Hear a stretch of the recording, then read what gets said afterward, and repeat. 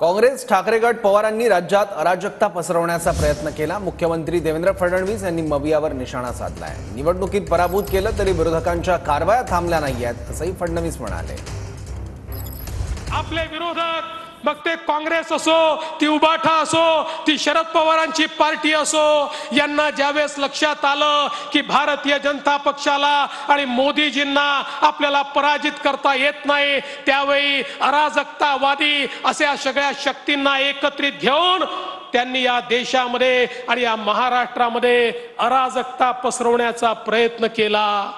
पण गेल्या 6 महिन्यामध्ये आपल्या सगळ्या राष्ट्रीय विचाराच्या संघटनांनी एकत्रित येऊन आपल्या खांद्याला खांदा लावून या ठिकाणी राष्ट्रवादाचं पुनर्रोपण केलं आणि या अराजकतावादी ताकदींना या निवडणुकीमध्ये आपण पूर्णपणे पराभूत केलं।